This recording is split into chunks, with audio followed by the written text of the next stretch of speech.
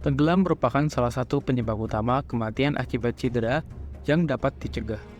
Pengetahuan yang memadai tentang tanda-tanda, gejala, dan prosedur pertolongan pertama saat menghadapi korban tenggelam dapat menyelamatkan nyawa.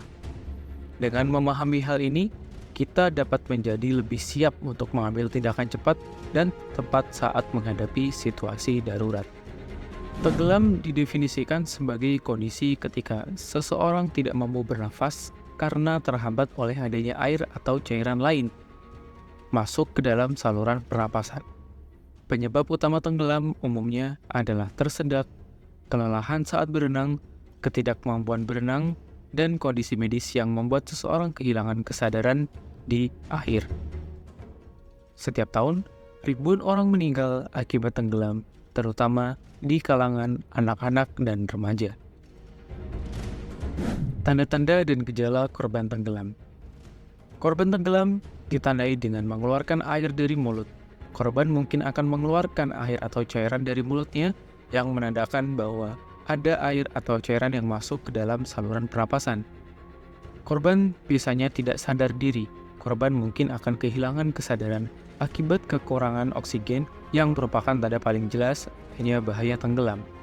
Kemudian gerakan lemah. Korban mungkin akan menunjukkan gerakan lemah atau tidak sama sekali, terutama di tangan dan kaki, sebagai akibat dari kelelahan dan kehilangan koordinasi. Korban tenggelam bisa ditemukan dalam keadaan kulit pucat atau kebiruan. Warna kulit korban mungkin akan terlihat pucat atau kebiruan, menandakan rendahnya kadar oksigen dalam darah. Prosedur pertolongan pertama pada korban tenggelam tidak sadar. Yang pertama, kita bisa lakukan pemeriksaan kesadaran. Apakah korban masih sadar dengan menepuk pelan pipinya dan bertanya dengan keras? Jika tidak ada respon, bisa dipastikan korban tidak sadar. Lakukan RJP atau resusitasi jantung paru.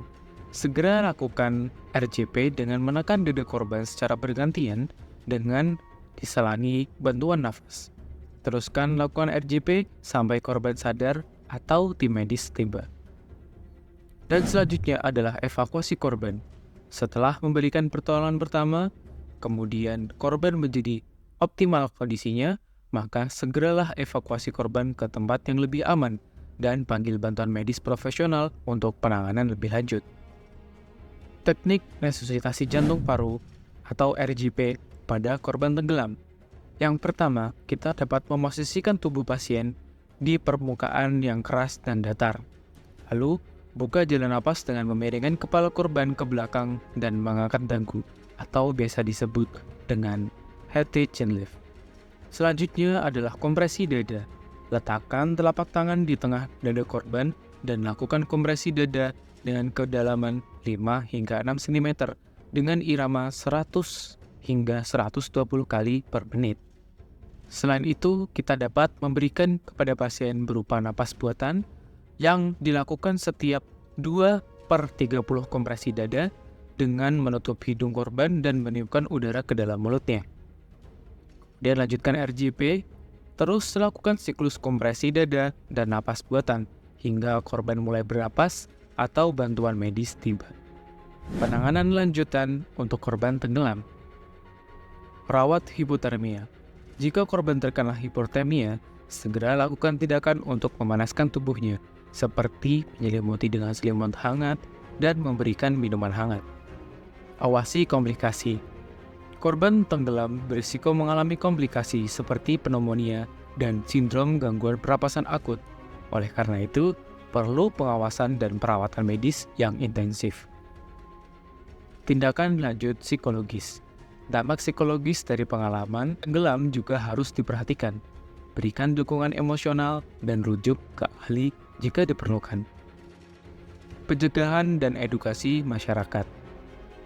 Masyarakat bisa menggunakan pelampung, terutama saat berenang di tempat yang tidak aman. Awasi anak-anak dalam pengawasan saat berada di dekat air. Dorong masyarakat, terutama anak-anak, untuk mengikuti les berenang agar terampil dan aman dalam air.